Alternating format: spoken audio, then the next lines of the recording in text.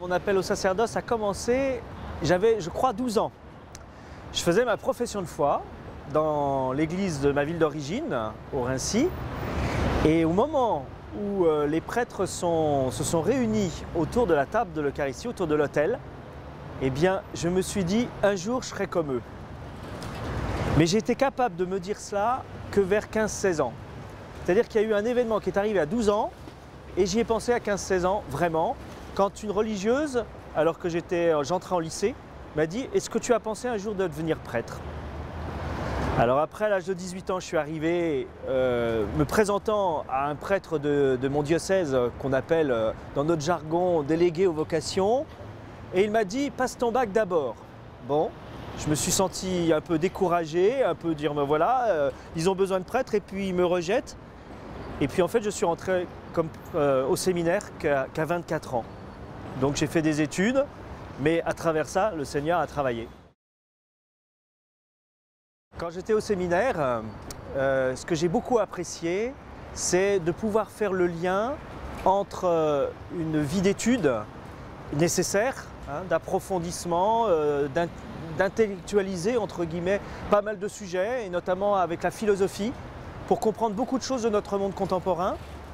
Et faire le lien aussi donc avec ce que je vivais les week-ends en paroisse, car notre formation nous renvoyait aussi en paroisse les week-ends.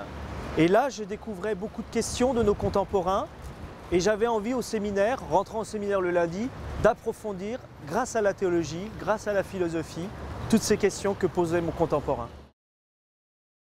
Le sacrement de la réconciliation est une occasion pour nous de percevoir combien la présence de Dieu est effective en l'homme. Nous touchons aujourd'hui des situations très difficiles que viennent nous confier, déjà avec une grande confiance des personnes. Et ensuite, on se dit, mais là, j'ai en moi quelque chose, j'ai une parole à dire qui me dépasse complètement. Et après, quand on voit avec cet échange, qui est parfois difficile, qui est parfois non pas conflictuel, mais voilà, la personne entend des choses qui ne sont pas forcément faciles à entendre, pas forcément faciles à dire.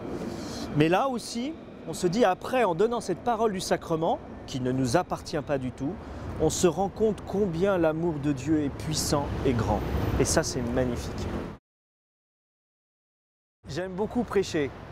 Alors mes amis me disent « Oh là là, quand c'est le Père Frédéric qui va prêcher, ça va être long ». Parce qu'en fait, le premier conseil que j'ai eu, c'est d'un ami prêtre. Il m'a dit « N'écris rien ». Alors c'est un piège.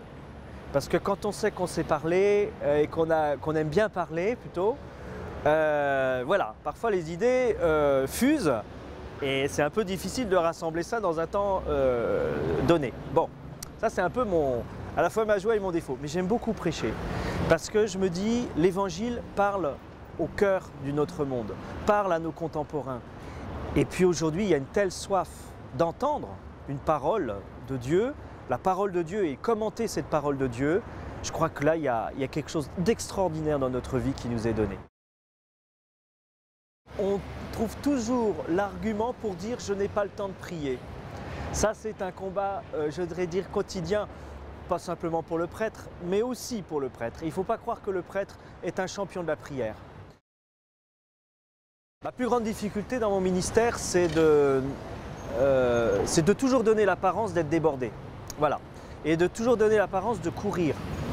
Et donc, à travers ça, je me dis, mais les gens vont avoir peur après de entre guillemets, de me déranger. D'ailleurs, très souvent, ils viennent s'excuser devant moi. « Excusez-moi de vous avoir dérangé ». Alors que on est fait pour être dérangé, parce que la parole de Dieu nous dérange, la parole de Dieu dérange, et donc, voilà, l'Église, elle doit être dérangée dans le monde aujourd'hui.